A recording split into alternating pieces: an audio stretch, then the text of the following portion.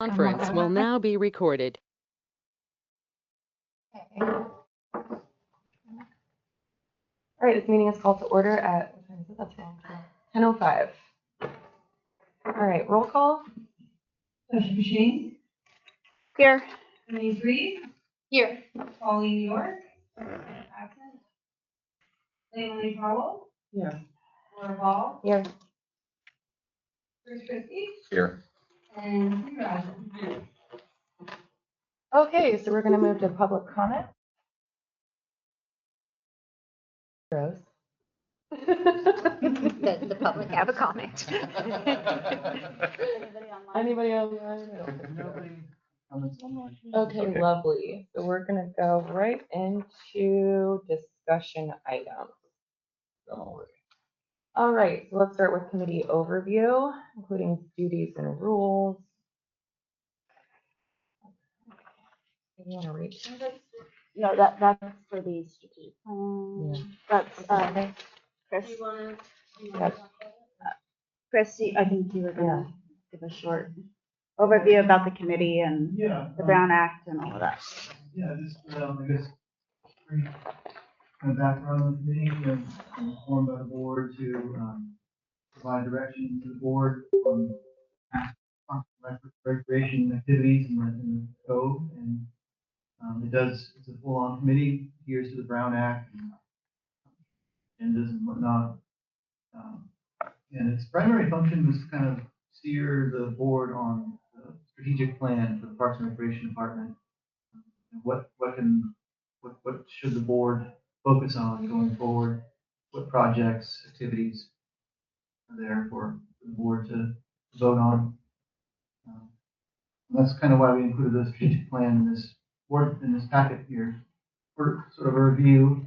The red line means there's been some changes since the last time it was published.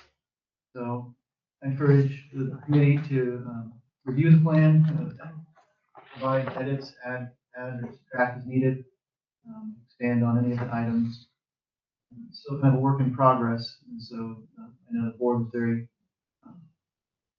proactive in trying to get some things going. So yeah, and I appreciate your guys' involvement here. It takes time out of your guys' days. Appreciate that. And I see that airport is no longer part of this. Yeah, I think that was all red line. Yeah, we're going to move that to the administration department. Okay. Strategic plan. Yeah. All right, and I think that's good. Is there anything to add? Yeah, I have one thing to add too, just for a couple RID meetings ago. I just want to make it clear to everybody that nobody has been dismissed from this committee, that they have voluntarily resigned. And that's part of us following the Brown Act. And, so I just want to let everyone know that we didn't force anybody out of this committee. And now we have a very strong committee, and I'm really excited for all the new members. And we have a dog. So that's all I wanted to say. All right, so now sports court update. Chris, do you want to start with that too? Yeah. So, well, I just had a call from a contractor here right at the start of the meeting, so I'll have to call them back. But so basically, right now, I've been fielding questions from contractors. Next Thursday, October 30th, is the deadline for the notice inviting bids. So that's when we'll open the bid packages from the contractors, see what their proposals are for the sports courts. So there isn't really much of an update other than I provided an addendum for contractors to clarify some questions on the plans or various details on the plans and the package for bidding. So Last I heard, there were two potential bidders. Is that still the case? yeah, there were two. I think we might actually be maybe on four. Oh, okay. Now I fielded questions from four. Okay, good. We'll see how that goes. So next week we'll open the bids and then I'll provide an update at the November RID board meeting on that. That'll be exciting. Okay. Does anybody else on this committee have any sports court updates, comments? No? I think Chris is carrying the ball this time. Unintended, right? Yeah. Okay, so community center update. I'm gonna take that one too. Well, right now, there isn't much of an update. I've been trying to work with staff on moving a commercial dehumidifier from the wastewater treatment plant that is not in use over to the community center. We're still debating on if it should go downstairs or upstairs. And then I'm also working with, well, we just received the updated plans from the architect. He had this kind of almost some kind of a camera system on a tripod that did 3D graphics of the building. So we have good plans for the building for any kind of potential redesign, first step for that possibility. Yeah, that's it for now. We're still kind of, we want to try to patch it up. There's that major leak on the south window before the heavy winter rains get started. And then next fiscal year, really budget some sort of a better fix. So you think you can make it watertight? Just, Yeah. just, before we go too much further into the meeting, we need to try to follow the Robert's Rules of Order. So just raise your hand so that, Okay. we're not over talking each other. And Laura can call on you. Thank you. I just wanted to add one tiny thing. Part of the features of that dehumidifier, it also will, it's supposed to take mold spores and allergens and other stuff out of the air. Not just dehumidifier. Yeah. There's also a large filtration element to it. Okay. Yeah, go ahead. So when you are looking at where to put that dehumidifier, are you, what are you looking at? I mean, it seems like the downstairs would probably be the most effective, and most needed place to deal with first. Is that, what, is that your guys' assessment, or what do you? We're very kind of preliminarily talking about it, so we don't really have a good idea of where it would go. But yeah, the major old meeting room downstairs. The problem is the downstairs is so partitioned, all the different rooms, doors closed and whatnot. It wouldn't be very effective in trying to treat the whole downstairs.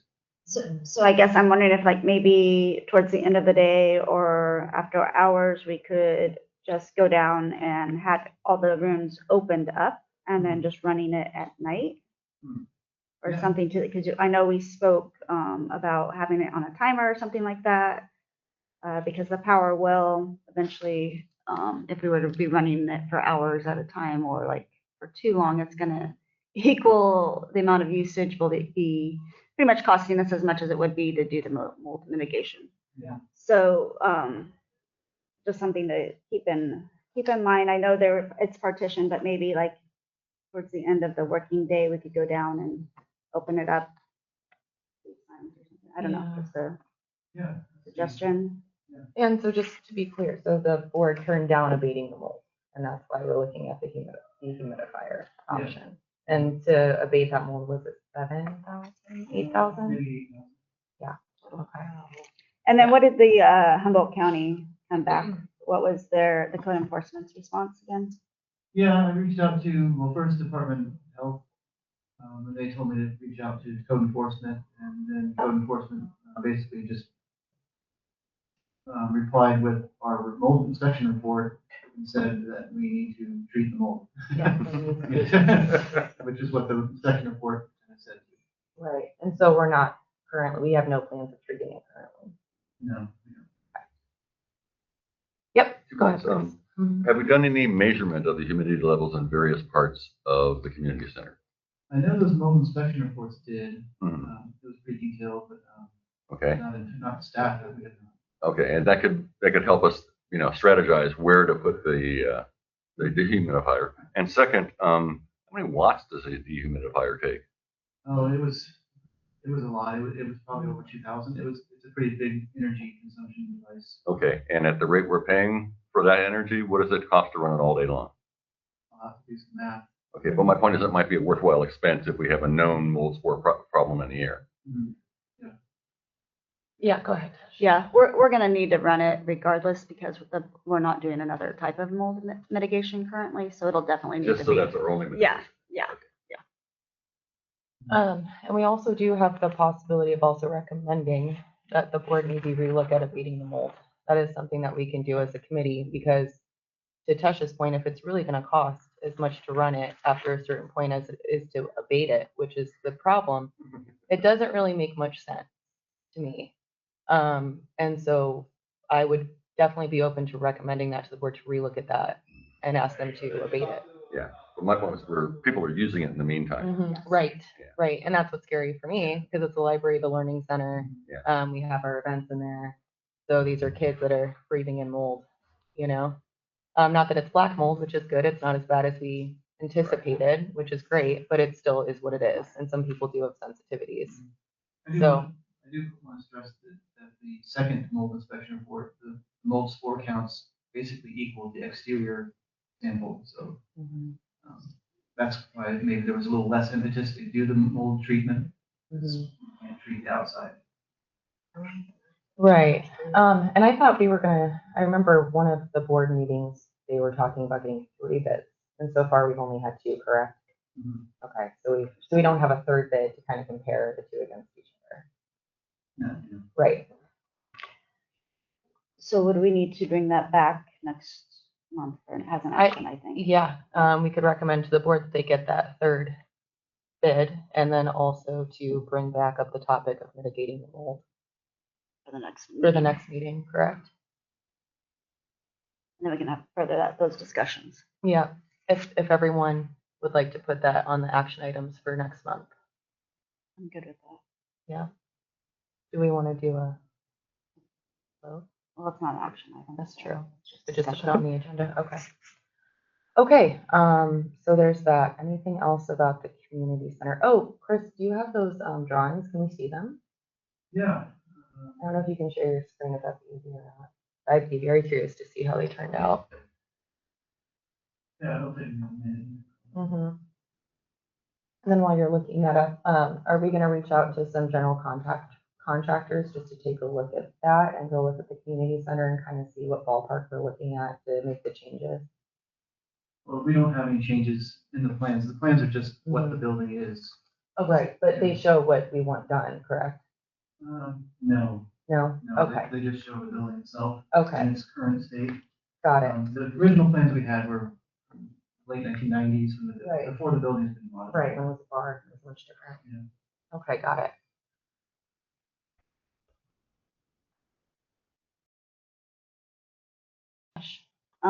So with that, are we still having them come up with a design with the discussions that we had at that meeting that we had with Atlas? That also is probably gonna have to wait till next fiscal year, because, for the architect to do a different design, I think he was telling me a $20,000 to $30,000 price tag. And we had what, 17,000? We have 10,000 for this fiscal year budget for architect engineering for the parks department, and, the drawings here took 4,000. Pretty much. So next fiscal year. So I'm kind of getting them all called up and I can put them on the screen.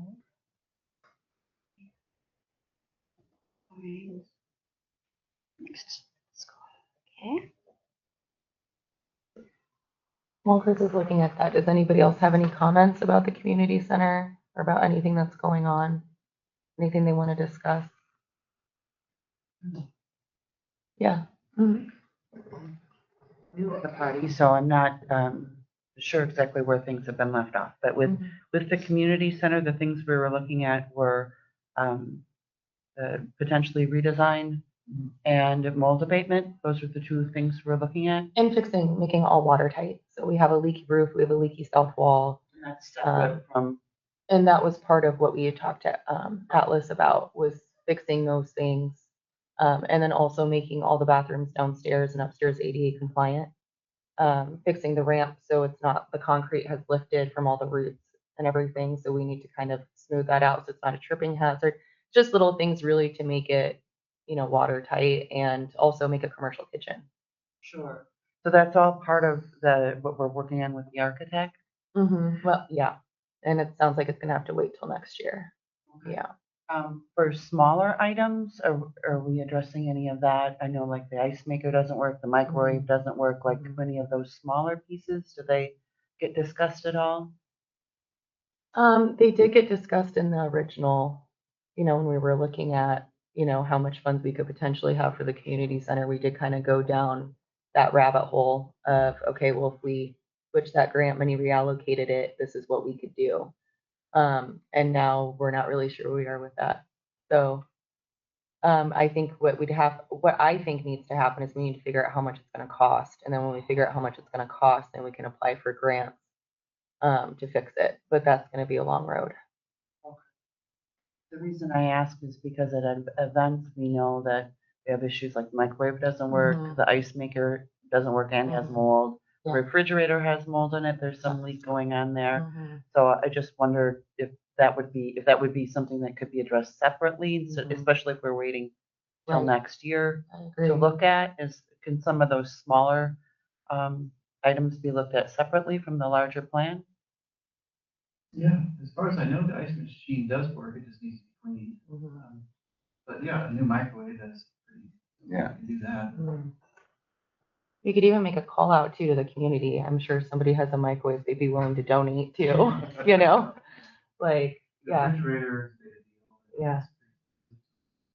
Uh, I did do a call out to the community for more kitchen utensils.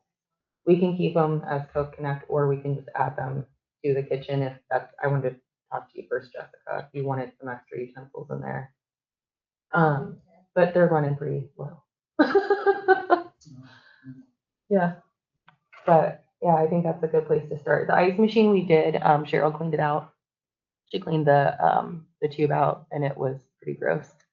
So essentially going forward, we have to either keep the ice machine on all the time, or when we shut it off, then we have to clean out that line. And if we don't clean it out, that's where it gets gross because the water stays stagnant and then it creates mold and little flies get in there and it's really gross.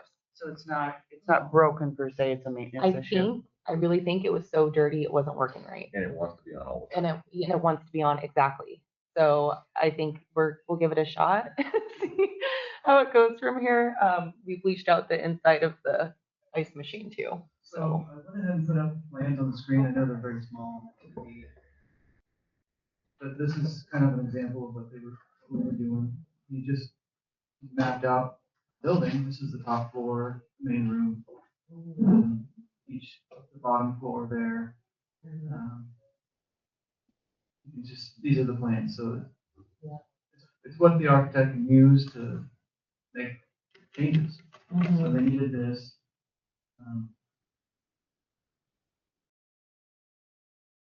And you know, a little kind of weird little 3D image of the building. I don't know, a little bonus shot, I guess. But this is it. So this is something that we needed to have. It's first step to do any kind of potential remodeling. But That cost 4,000. yeah, this cost just this. Yeah. So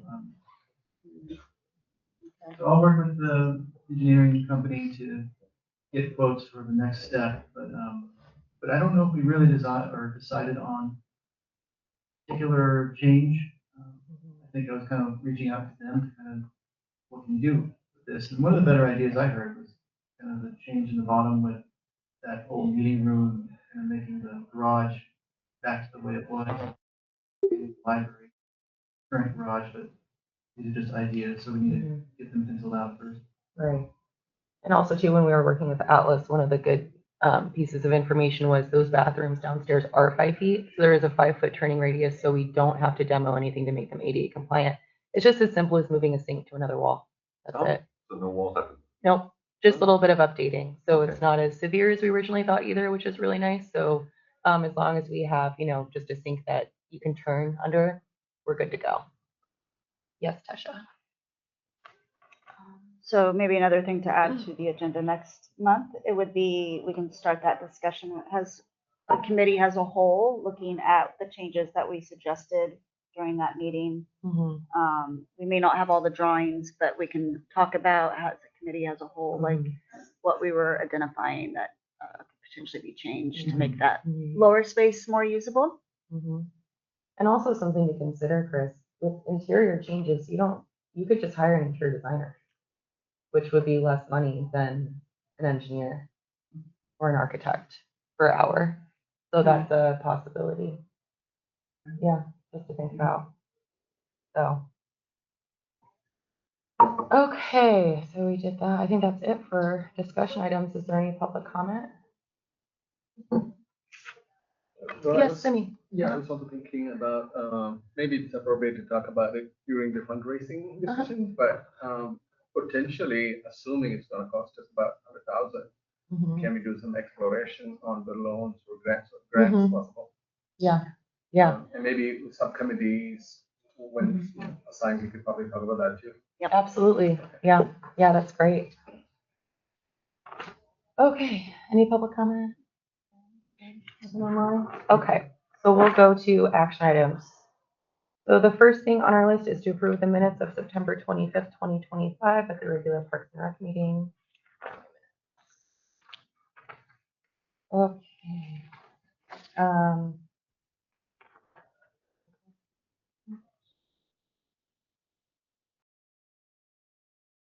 Anybody want a motion to approve these minutes? I have something. There's Yeah. just one change on action item number 2. Tesha wasn't there last meeting and it says it was just an accident. And then that was the only thing I saw. Oh, I see. Yeah. Good catch. Okay. Action item.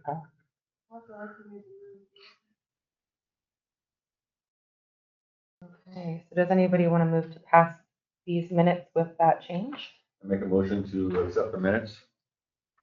Wait a second. Okay, roll call.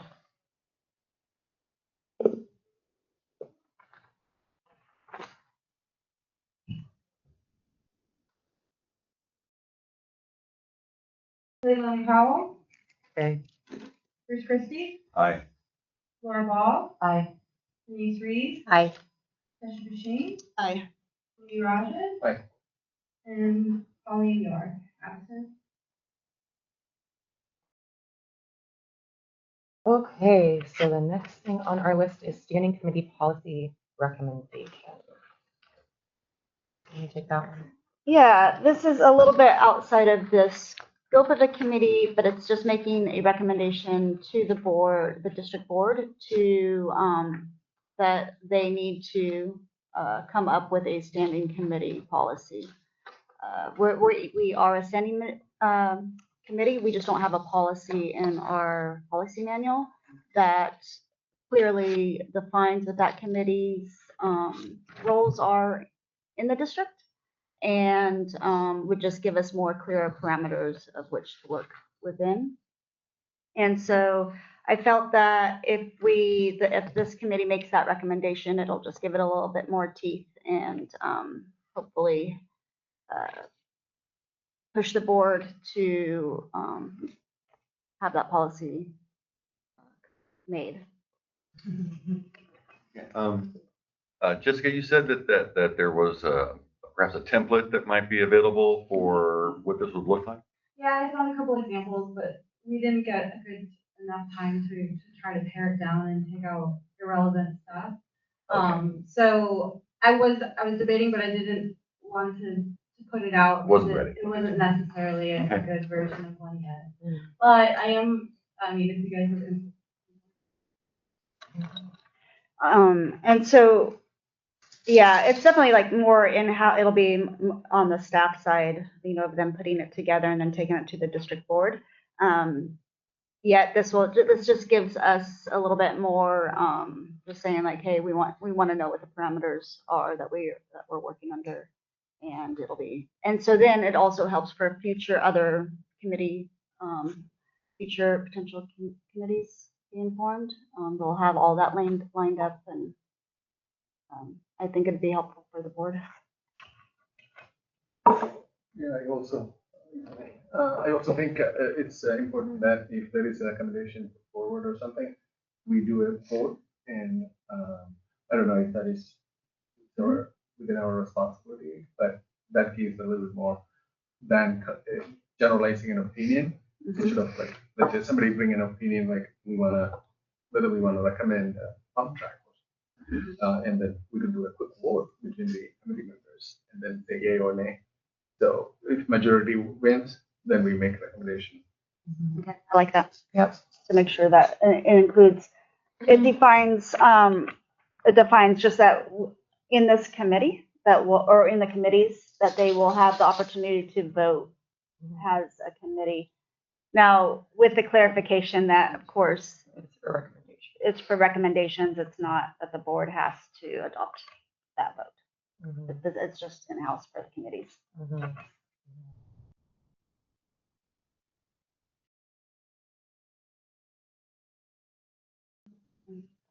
Anything else? Yes, Jessica. One thing that I thought would be important to define within the committee policy or the committee policy is defining the role of the alternate clearly. It's something that it's run differently in various places, and so we don't have a policy or bylaw that states what an alternate does. And some people allow the alternate to go up to the table to sit, like if Riley was here today, she would sit up in Pauline's spot, but other committees don't do that. So that's one decision we can make a recommendation on, I feel like, and then also if the alternate can serve on the subcommittees, I think that's important. Thank you for that recommendation, Jessica. And then just, if I could just share my opinion on that. I think all hands on decks and as much help as that we can get would be helpful. So to have her serving on the committees, I think would be very helpful. I agree. I agree. Mhm. Yeah, I think that, anybody who's willing to serve in an alternate position needs to be kept in the fold. Yeah. It was really helpful when Pauline served as the alternate and then she stepped in and it was really helpful. This is her first meeting that she's missed since the formation of the committee. So, and it was just a scheduling error on her part. So yeah, I agree. Timmy, do you have anything? I agree. Okay. Anything else? No? Public comment? No? Okay. So the next thing on our action items is subcommittee assignments. Oh, no worries. Perfect.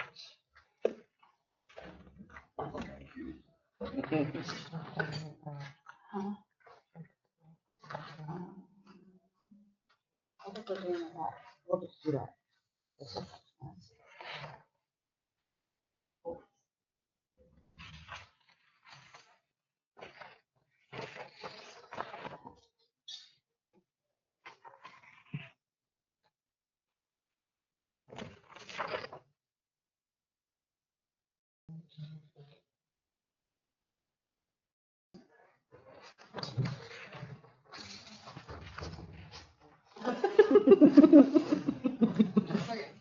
Sorry, it was a hectic morning. No, you're fine. Printed on the printer.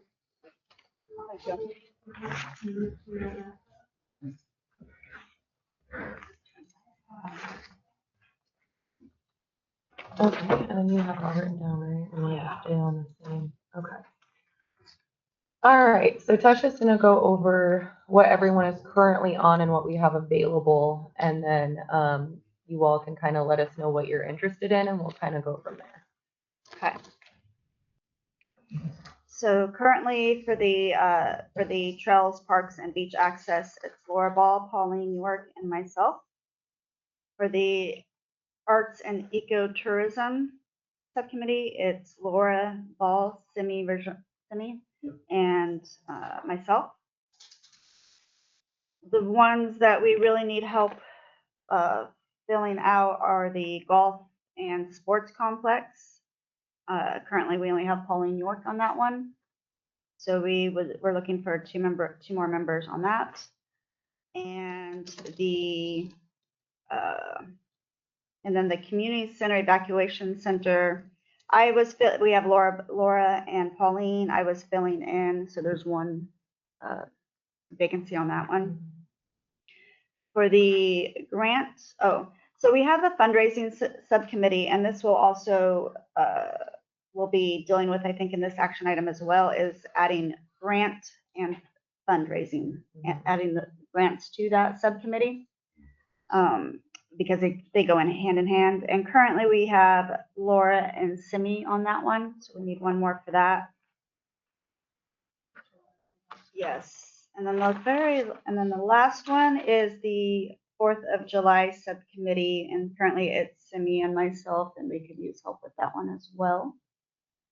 And then we also, I believe under this action item, will be hopefully adding or at least having the discussion of adding another subcommittee, which is the budget subcommittee for the Parks and Rec.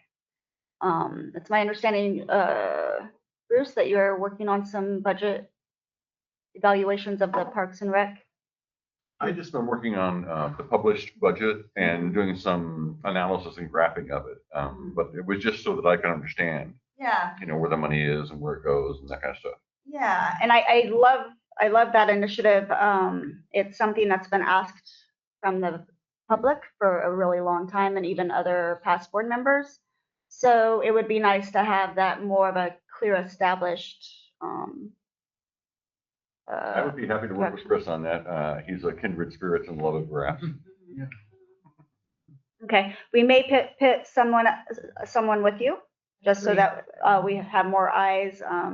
I like people, from my perspective, working together as a committee. So I think that would be helpful. So maybe if it doesn't have to be 3 people on that subcommittee, we can have a minimum of 2 people on the subcommittees, but we have the opportunity to have 3 since we're large. So maybe we'll just discuss that when we get down there. Okay. So we can start with 4th of July. That's the one we need the most for, I think. Yeah, we need. Okay. Yeah, tell us about that. Like, what does that entail? So essentially, we're trying to figure out a few things with 4th of July. One, making it a big tourist attraction, making it more of like a big kind of fair festival, having vendors, having a big parade, that kind of thing. But also figuring out what we're going to do about the fireworks, which is interesting. And so far, essentially, we did look into drones, but there are a lot of reasons why we shouldn't. Number 1, we have fog. 2, it's really expensive, and it's not going to make sense for our climate. It could be devastating. So we don't think that's a really good option, but we are looking at several options, like also getting someone certified to be a pyrotechnician for fireworks. Maybe the folks that do it every year, we could help them get their licensing, and then it's not as scary for everybody. Or somebody that, wants to volunteer and take that on. That's another possibility. But really trying to figure out what we do with 4th of July. It is a scary time of year for everybody. We're just last year was really great. I have to say that was the best year since I've been here, but it's not always that way. So just kind of figuring out what we do with the 4th of July scenario, and trying to mitigate the wildfire scenario as much as possible. Yes, Tasha. So as far as what the committee is going to be doing is a lot of liaisoning to businesses and maybe the Rotary Club in town. And we're just coming up with ideas and helping figure out how the district can help change the direction of the culture of the wild west, so to speak, out here, and coming up with a safer alternatives for them, for people to celebrate. Yes, me. Yeah, thank you. Last time when I was here, Fire Chief Nick Dave gave a beautiful introduction. Nick is for kind of giving us a background on what July 4th committee, what's expected of us from the July 4th, because you had the context of fireworks and probably moving into something like a drone show in the future. Yeah, I guess you can get into public comment. Yeah, perfect. So and I will say too, we do have the subcommittee packet that outlines all of it. I don't know if we printed those. They were emailed. So I don't know if you guys looked at that, but that kind of has a timeline of everything and kind of what we want to do within that subcommittee. So it's all outlined there too. Yeah. A lot of liaisoning to the different businesses and then the other nonprofit organizations, because ultimately the district can't afford to carry the burden of the cost, but we can help. We're providing our fire department and moving forward in a safer, sane direction. Also, there were comments about making it like a festival, maybe 2-day, 3-day festival. And I would assume 4th of July too will also work with the grants and fundraising too. If we need to get any grants or fundraising or anything like that for a fireworks show, or to, get somebody training, or so they'll probably be working within that subcommittee too, or with the people on that subcommittee, I would imagine. Does that answer your questions? Yeah. Okay. Does anybody, we need how many? One? Just one. We just need one more person on that subcommittee if anybody wants to volunteer for that. Anybody? Right now it's Simi and Tasha. The other thing we can do is if nobody's very passionate about it, we can put Riley on there. Exactly. So if, Great on there. yeah. So how does that sound? Are you interested? Not interested? Not interested Okay. on the 4th of July? Let's just So ask. many things to be. I know, yeah, exactly. I know. I'm just trying to pick. Yeah. I am interested, but I fear to overcommit is all. Yes. So I would make a recommendation of adding Riley to that subcommittee. Mhm. I would like to hear your public comment on the 4th of July. We're at that point. Yeah, well, yeah, we're gonna, Gonna get coffee, so you guys are. good luck. That's, you know better than that. Yeah. Yeah, good morning, Fire Chief McVeigh. As far as the 4th of July goes and what the fire department needs from the community is we had spoken last year with the board and the community about at some point we're gonna have to shut down the fireworks as they are now, right? And we understand the momentum and what that brings to the community, and we don't want to, especially with the businesses now and how the businesses are looking at bringing more tourism and other things in the community. 4th of July is something we have to look at as a whole. Right? We spoke with staff about how does our airport look? How does this parks look? How does the community center look? There's only a handful of days every year that we know there's going to be more tourists in the community, right? And so we don't want to be part of shutting that down when it's bringing funds and other things to the Airbnb market, the hotels, the breweries, the bars, all that. However, at some point we are going to have an obligation of public safety to say, hey, this isn't happening, right? Crescent City had it happen where a kid got injured, people almost got blown up, and they had to shut down a big portion of their beach that brought in tourism at a much higher level than we're going to see.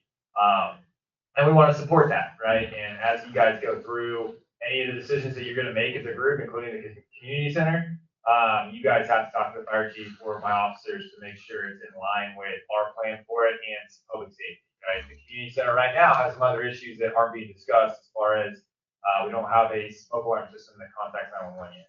Right? We don't have ADA alarms or flashers, so that's something staff is already aware of, and we're working on that. But those are money issues.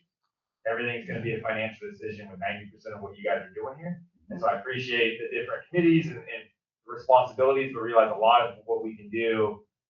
The reason why we're in that, especially the community center and 4th of July both, is we're trying to do it without spending a bunch of money. Right? I appreciate the idea of bringing the pyrotechnic licenses. That's a long step, and now with what's happening in Yuba City, it's going to be much more difficult because of the pyrotechnic warehouse that blew up in Yuba City this year. A bunch of stuff was not shady or was shady, and ended up being a sheriff that was running that. So it is going to cost a lot, and there's also other issues with the sound. And that's why the drones were brought up. Now they have drones that have fireworks on them. They have no sound. It's just sparklers, like a concert sparkler. There's other options, but again, it's financial. But as a community, those finances are there. The funds are there. It's how we find them, and then what does the district offer? And that's something really important too. Is the district's not in the private sector. The district can work, and the fire department as well. We can work with the private sector, but that's where we're at. We're Parks and Rec. We offer that the land most of the time. But we're not going to be able to sponsor a fireworks show, right? But we can assist, we can give them permission to use the properties. The airport is closed during 4th of July. That's another area where we do our safe and sane area. We can do concerts, we can do other things, and that's where I think the carnival, but that's going to be the private sector. You know, it's not going to be the fire department, it's not going to sponsor it. We work with the permits, we can work with the occupancy loading and stuff like that. However, there is a line to what we can and can't do. As far as the big events, right? The RID's not really an event agency or entity. But yeah, I think it's in your guys' court to come with ideas and see where the RID and staff can help with those. But we can't lead everything from that standpoint. I think your guys' liaison between the private sector and the RID is one to kind of not really mentioned as much as you guys are doing that within the community. A lot of people want to say, oh, the RID or the fire department, go do it. And there is only so much we can do on that standpoint. We're allowed, again, we have the land, but we're not going to be able to fund things and fully sponsor those things. And a lot of times we can't take funding in for those kind of things either, where the private sector can. So we're bound to those. But as far as safety goes, we're always at. This year was great. We didn't have a wildfire. I couldn't tell you why or where. We did the same thing we always do. I know Whale Gulch, those guys were up on top of the bluffs and they had spots and embers blowing across them for a good hour when that wind shifted last year. We had a really strong north wind pushing out, and then at dark it switched to a south wind, and we were pretty concerned, and it just never materialized. So there's nothing to do in the air, I guess. But yeah, we always have the potential of having injuries and fires and other things. But every community during 4th of July Fest, we're not special. What is concerning is how far out we are and the reaction time of getting more resources out here, and the potential that we have as far as the wildfire threat. So, and we're willing to work trails, anything else that we can work with. We have funding right now for that through our fuel breaks and other things. So, for the conversation. Thank you, Nick. Yes, Bruce. Yeah, I have a question, Nick. It's still a little bit unclear to me with respect to the 4th of July specifically. What is it that the fire department needs from RID? Fire department is RID. I know, but my point is, I get this impression that you were asking for a change in the current situation because you sense an impending disaster because things that we've been managed to squeak by in the past, at some point in the future, it won't. Yeah. So, what are you asking to change? What do you want to change? For the RID of the community, it's two different things. Right? Either in both. So what I want is we need to make a decision, right? And as a fire chief, I have legal obligation to make the decision on either shutting down or substantially changing a public safety threat. Right? What I don't want to do is affect the private sector with those decisions. Right? And so I have to balance out what's the public safety threat, and if we get that culture, right? It's going to be a long-term change. If I change the culture of the Wild West, as you guys are stating, of everybody coming out, and these fireworks are illegal already, right? They're illegal in California, right? It's like shooting a bunch of drugs up in the air, right? That's how the state sees that. Our area, and same thing as Crescent City, we're known that it's too big of a show to safely shut down. It's going to take time, right? When they burnt the houses in 2013, we had the community actually overwhelmingly came out. So when you shut this down, they're going to kill everybody. They came out. We had a bunch of cops. They shut it down, and we started seeing people shooting fireworks all over cul-de-sacs, all over the mountain, and much more unsafe places. And so we're not under the illusion that there's an easy fix to this. We've tried it once, and it was a failure, right? We basically, as a fire department, said, let's keep everybody down at the beach where we can watch them, and we put out the fire that we get every year to this year, right? And so we've had multiple fires. We're probably close to 20 fires on 4th of July now in the last 5 years. The biggest one, obviously, is 2013, which is over 10 years ago. We have a solution that's working, but again, there's always that potential of something going on, right? It's less what I need from the RID and what I need from the community. And you guys are, like I said, that liaison between the private sector and the RID, right? The RID has no obligation. That's private property down there. It's not anything to do with the RID, right? All what we do in the RID is we provide the public safety.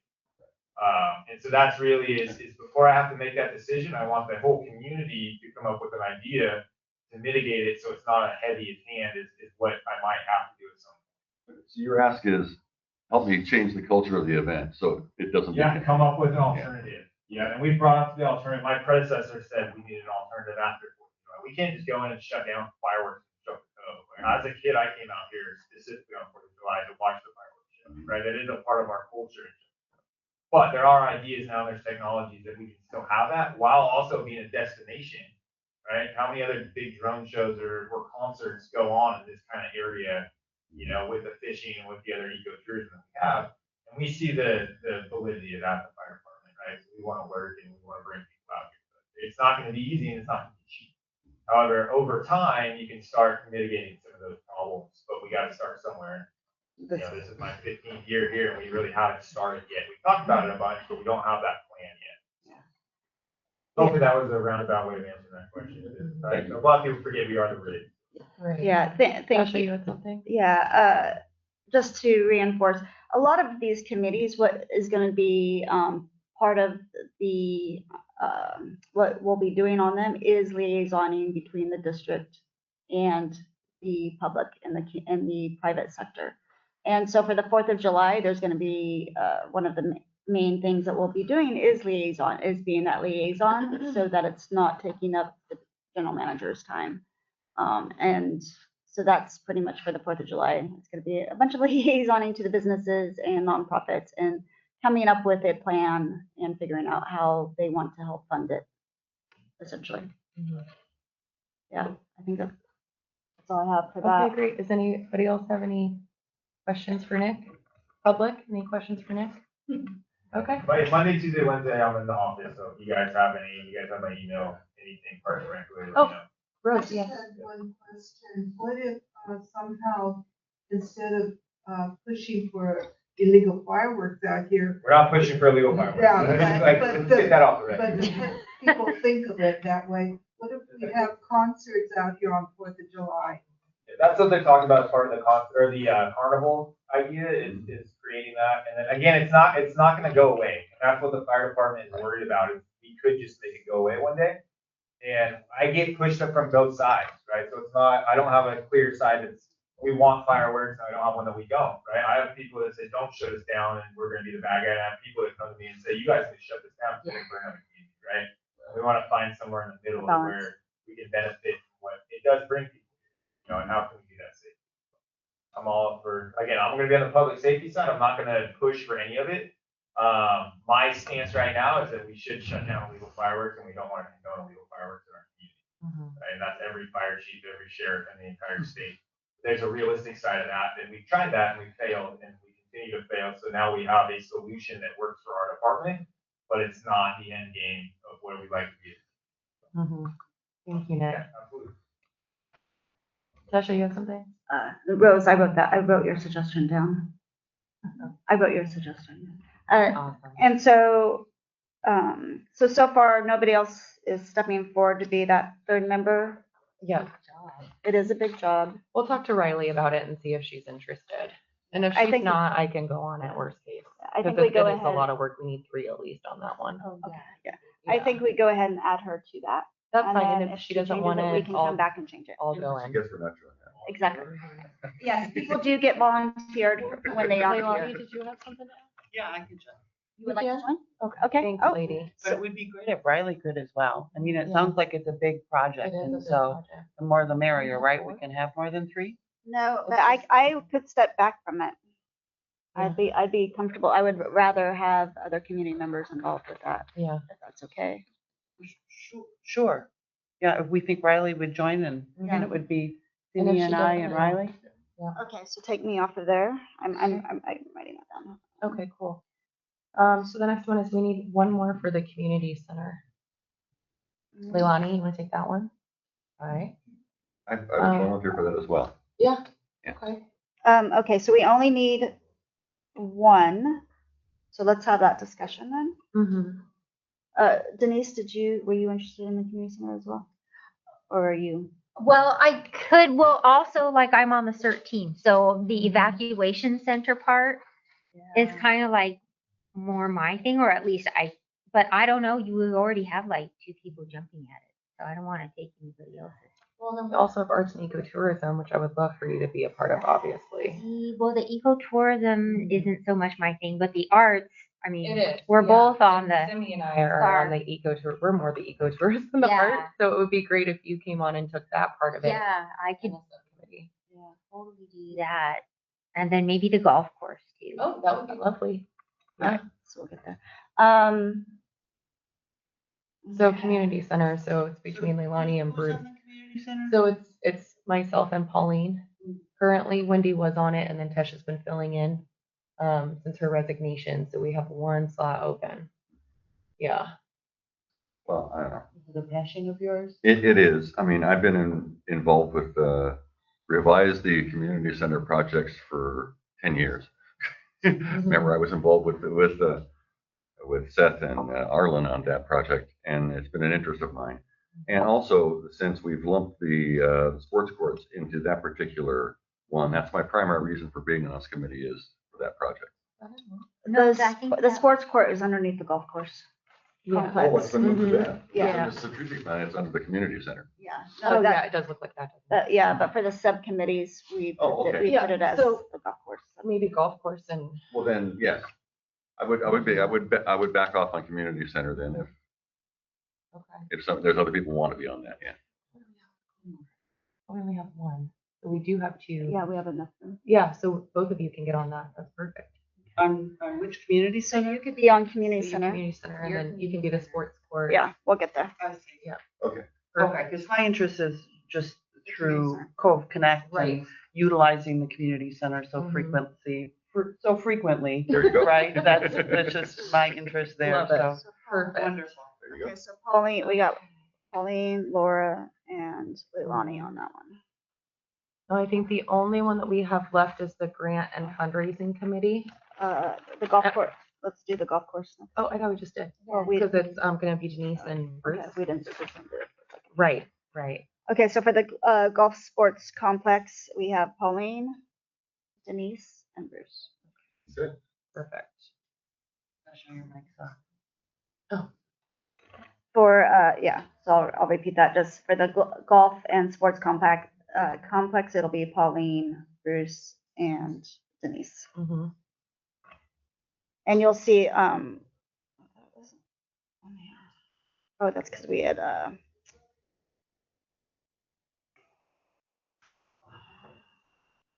temporarily combined them, so, okay. Yep. And then Denise is also gonna go on the arts and ecotourism as well. Don't know if you put that on. Not yet, we haven't gotten there yet. Arts and ecotourism, so I'm on. Oh, you're on that one. I am on that one, but I more than not. I actually believe. Yeah, I think that it would be better served for you to be on there because it does have to do with arts. Is that okay? Yeah. So we have Laura, me, and Denise for arts. Go. Perfect. So were there any openings on the trails and that one? That's full? That one's full. Mhm. Yeah. And then what do we have? Grant and fundraising. Yes. So right now it's Simi and I on grant and fundraising. Is anyone else interested in that? Can I add a couple points there? Absolutely. Yeah, Can your so, mic on? I just want to make sure everyone can hear you. Perfect. so for the grant and fundraising, Mhm. from my personal experience in the past with working with the committee and also talking with our AD staff and everything, our AD as a government agency is very limited in raising funds, like a raffle ticket or something. And there is a lot of other, like raffle, government agents cannot do it. Whereas all other nonprofits, probably the 501c3s can do it, like Cove Connect or SCARF or Visit Church, they are all 501c3. We could probably become liaisons with those agencies or the nonprofits and kind of like encourage them to take on different projects, like one to take swimming pool or pump track or something.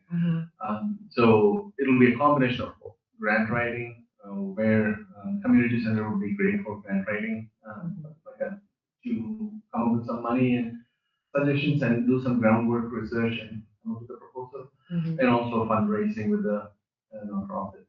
And for fundraising with the nonprofit, I'm very interested in doing that. And I personally, I'm going to talk to the board for the circle. Probably like I could talk president the staff meeting to take on additional fundraising projects and specifically allocating them to the arts and events. Right.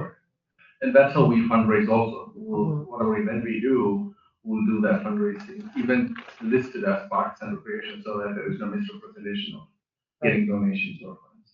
Right. So there's a lot of work we can do. And also, like Nick said, it's a lot of including the liaison part where the community knows why we are doing this and what's the importance of that. And we could, I would probably try to do the raffle thing from a nonprofit side. Right. Right. And there are a lot of grants available that Ray can apply for Community. with the nonprofit. So that would be really good to research and then, be, like you said, the liaison in between the nonprofits and RID for Parks and Rec. I have one Yes. question. Oh, yes. Yeah, so we do our grant seeking on a kind of like a project by project basis. We don't we're not trying to build a fund or something like that. Yeah, okay. That's purely from the fundraising, grant writing part. Whereas if we are doing a non-profit fundraising, let's say Scarf Signs up, don't want to use Scarf name, but Visit Shop Cove. Something that- Right, so if we visit Shop Cove, then if the board members agree, then we could do events like a raffle ticket or something, and then we could target, we are trying to raise $500,000 for the Parks and Recreation Committee. And then whether it's selling raffle tickets and come up with a detailed plan, but raise that money and spend that money on approved projects for the committee. But that's I was a just private asking because in my experience that fundraising activities that are directed toward a specific goal are much more effective. For grant writing, yes, Yeah. because it's you have to tell what is it for the grant writing purpose, but the But even when you're just asking people for money. correct, yeah. So for regular fundraising through the nonprofits, we could say entire money goes to Parks and Recreation, and once we finalize the strategic plan, we have top 7. That's what it means. Right? So is anyone, oh, sorry, Tash, go ahead. I was just gonna put my 2 cents in. Yeah. I was hoping maybe Leilani might be, since you have experience with grants. I do have experience with grant writing. As far as, Yes, I'm glad to help in some way. Yeah, I just don't want to overcommit and not be able to fulfill, but I do have experience with grant writing and so currently you're on, reporting you're on the 4th of July. in community center. Yeah, in the community center. And all of that kind of has to do with grant, like we're gonna be needing to figure out some funding on that. So are you okay with that? I am. Does anybody else want that position? We only need one person, so.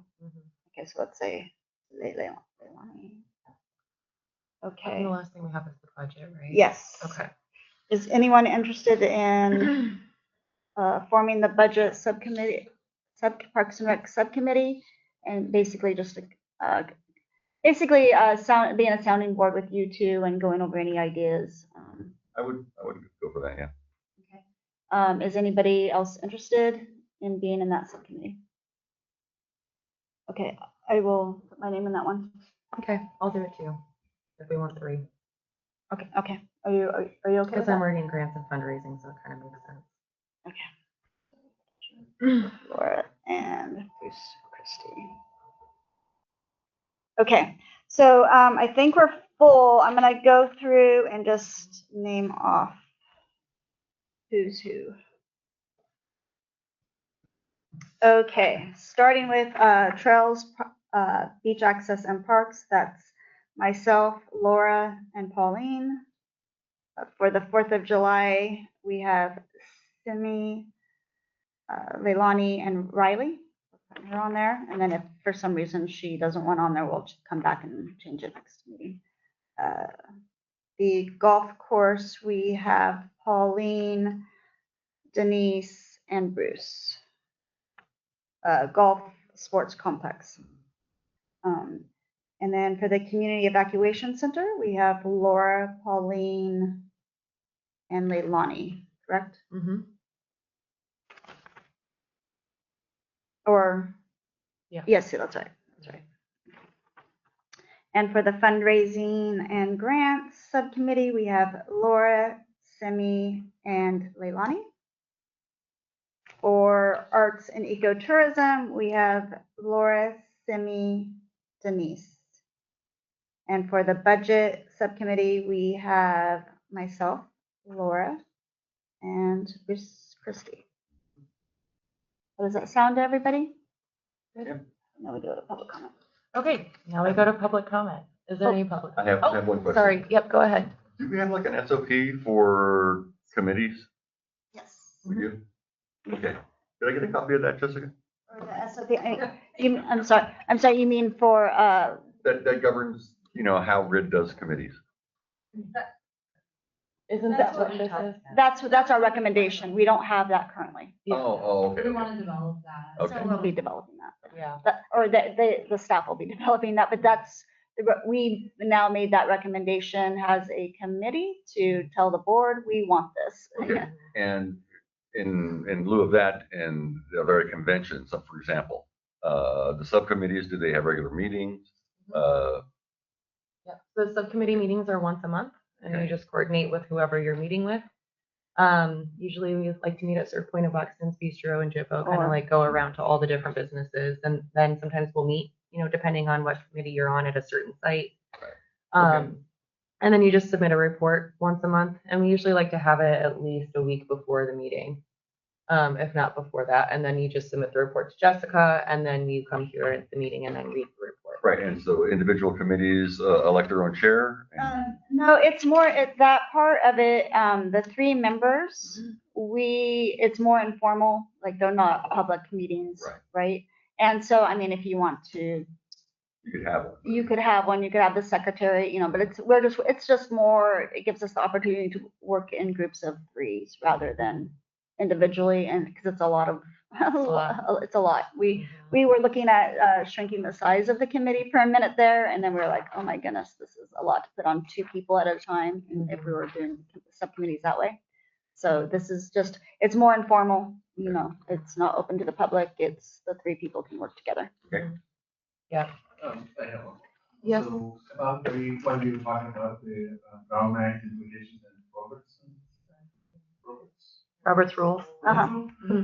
Is there a refresher type of package where the committee can get, so they could review? I know. Yeah. Email. Yeah, I think I sent some stuff in the email yesterday that had, It was in the about packet, open yeah. to public Oh, okay. meetings in there, Yeah. and then, I don't know, well, we don't, I think one on Brown Act. I don't know, I sent two Yeah. Yeah. reference materials. One was Brand Act General and the other one was specifically committees. Yeah. I do have a good open and public big document too, I can send it, it's really, it's a lot of reading, but it has good points and information in it. I can brought up too. Or the email. Anything else from anybody? Any public comment? On the subcommittees. Okay, unfinished business. Actually, we're gonna go ahead and we're gonna adopt this. Oh, okay, yep.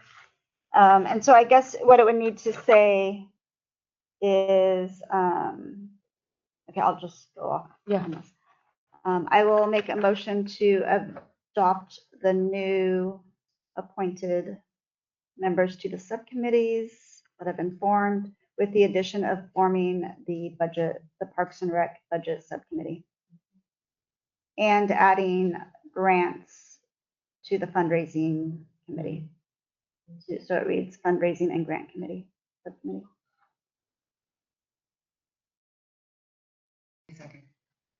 All right, roll call.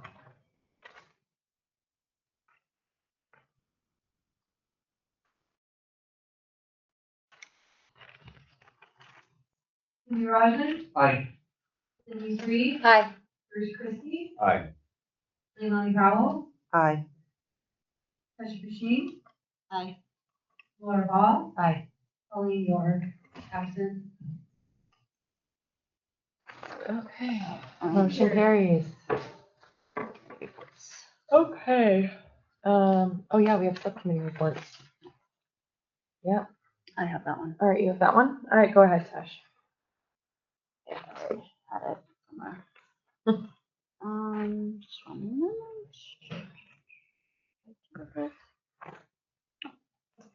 Okay, so this will be very quick. We don't have a lot of all of the reports in, but for the trails, beach and access, beach access and identifying parks in the community, and just utilizing district green belts. Pauline and I went to the green belts up at the end of Cougar Road up by Omar Tank, and we'll be going back up there too to do some more further scouting, but it looks like it's a great place for trails and picnic tables. There is one chain link fence up that if we wanted if we wanted to finish enclosing that area, it could be utilized for something else as well. Maybe a dog park or something like that. And then we went to right now what I'm just calling the Puma Park, and that's on off of Puma Road. And it's a beautiful little area that's right next to the creek and a rather large picnic area that could be utilized for picnicking and whatnot. And then also we went up to Cedarwood Court and also looked at that area for picnic tables and potential trails. There's already fire breaks there, so trying to figure out how we would manage that if we would change the name from a fire break to a trail and what that would entail. But definitely a great space to enjoy nature. Our biggest hurdle are the roads. The roads are a little treacherous getting up there, but we can't. We're identifying what we can utilize with the district green belts, and that's definitely a beautiful area. So maybe if we do end up doing the trails and having maps to the district trails, then we would just have to say like maybe a little side note like beware of roads or something like that. I'm not sure. And then we also looked up the Willow Glen site over by the what's the name of that well? Lot W. Yeah, Lot W. And definitely there's a lot of space to do something and either have just a park with like grass and picnic tables or something else, maybe a pump Like track. talk about an amphitheater maybe? Yep. And that site up on Willow Glen. Mm-hmm. Yeah, Already shaped like an I know, it would It's be got it. perfect. it is. I think parking would probably be our biggest challenge Yeah, up there. it'll be hard, That making that tight corner, that would be the biggest challenge.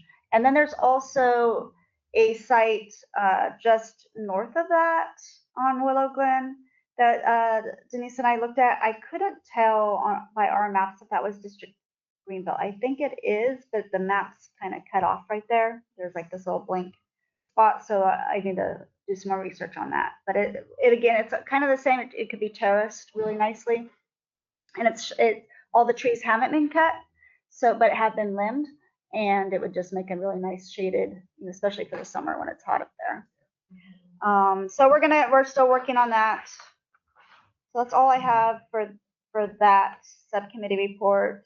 I know we did meet with Cindy for the 4th of July, but we don't have any new updates on that.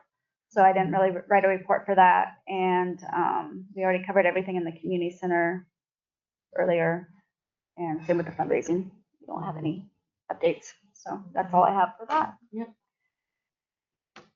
Okay, so any comment from the committee? No? Any public comment? Okay, so we're gonna go on to unfinished business. Any unfinished business?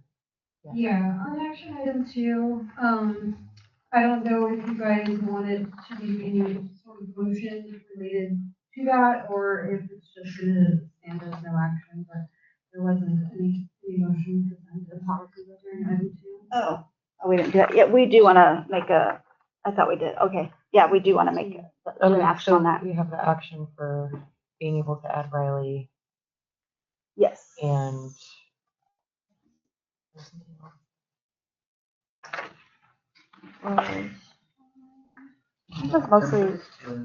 It was mostly Riley adding the alternate. Okay. Yeah. I will make a motion, going back to our action. I would like to make a motion of making a recommendation to the district RID board to come up with a policy for standing committee policies. And with that recommendation, consider allowing the alternate to serve on committees, on subcommittees. I second it. I'll second it.